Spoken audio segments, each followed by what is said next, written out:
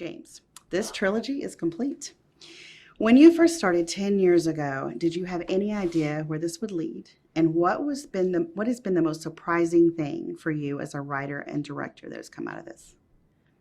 Um, I think that from the beginning, I don't want to sound too egocentric, but I always had an idea that this could be a trilogy. I always had an idea that this was a bigger story than just one movie. And I always knew that I had a fuller story that I needed to tell from the very beginning about Rocket, about Nebula, about Peter Quill.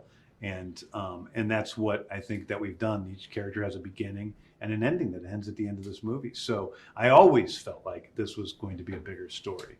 And then I can't remember your second question. Well, as what has been most surprising thing for you as a writer and director for this? I think, probably the most surprising thing about my Guardians journey is just how much I've fallen in love with this cast and this crew and how we have become a family. People work on TV shows, they become really close to people, but we've making these things for almost 12 years. We've been working on Guardians movies and doing press tours like this and everything. And so we've just become so close. That's the hardest thing is not seeing these people every day. Tell us about reuniting with the cast and working with them again. Well, the truth is I see Chris Pratt all the time. So I'm not really reuniting when we go back on set. I see Palm all the time. I talk to Karen a lot. So obviously my brother Sean, we're buddies. So it really isn't reuniting. It's just kind of getting us all back together again. And so that's more of what the vibe is. I think the surprising thing on set is everybody being together and everybody has their own important piece of the puzzle on screen, but also off screen in terms of us as a group. Each person has their own specific piece of this family. From the very beginning, when Marvel first came to me and said, hey, would you be interested in doing this Guardians of the Galaxy movie? We're taking pitches on it. What do you think? I was a little afraid. I'm like, this could be stupid. This could be like Bugs Bunny in the middle of the Avengers. I didn't want to create a cartoony character to, ruin the MCU. And so I was driving home from that meeting. I was thinking about it. I'm like, okay, let's say that there is a talking space raccoon. Where did he come from? How could he be grounded? How could I feel real about this character? And I realized that this was the saddest creature in the world. This was a little guy who was taken, a little innocent animal and turned into something he didn't ask to be and was like nothing else in the universe. So he was completely alone. To me, that's the seeds of the entire Guardians franchise. That was always the story I was telling, and it leads to this. So I'm excited for people to see that because I think it's always been going that way. But not to mention the arcs for Nebula, for Peter Quill, for Kraglin. They all have their own story that we're telling that ends with Volume 3. You have a great blend of the practical and CGI in the film. Why is it important for you to do as much in camera, and what does it bring to the film? Well, I don't really have some obsession with doing things practically in camera with effects.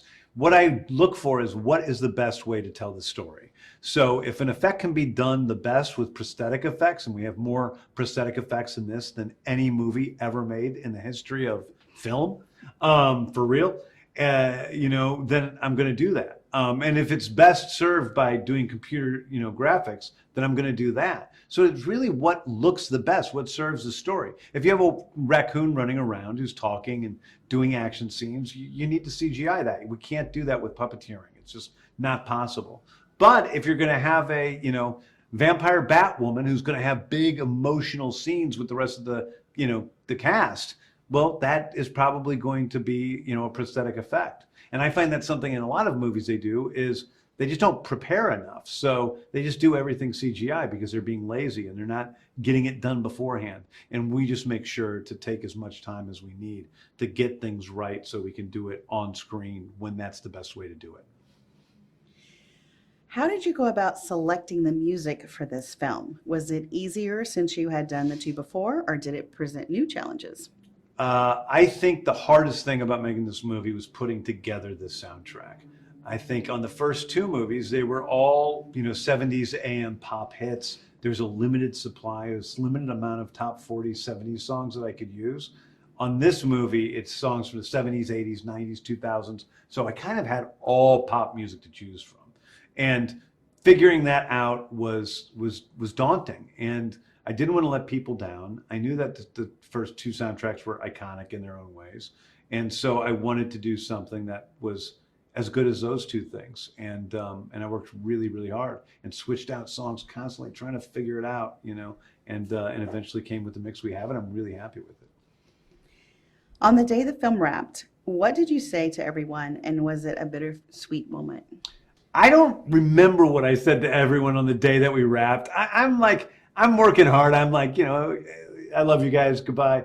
But I think that what I remember are the speeches that the cast members gave. So I remember Chris Pratt's speech, on the last day of his filming, where he read off quotes from writers who said what a big bomb Guardians of the Galaxy Volume 1 was going to be, and how nobody believed it was going to be a hit. And I remember Zoe's speech where she talked about how much, the crew and the cast and me meant to her, and where she broke down crying, and it made me break down crying in a real way, which doesn't happen very often. I remember my brother Sean's speech and just thinking what it was like, when we were playing in our basement together when I was, little children playing with Fisher Price toys. And here we are doing the same thing, essentially, making movies with all these characters and creating. And that was very moving to me. So I remember other people's words. I really don't remember even holding the mic.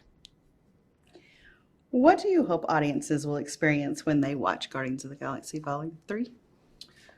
I always hope for one thing when people go to see a movie. I hope that when they go to see a movie, they walk in, they enjoy it, of course, and then when they walk out of the theater, they love the person next to them a little more than what they felt about them when they walked in. That when they walk out of the theater, maybe they feel a little bit more hopeful about what this world can be than when they walked in. This is a story about compassion. It's about the power of compassion, the power of empathy, and hopefully a little bit of that will soak up, just a little bit in people, and then we'll have been, done what we needed to do.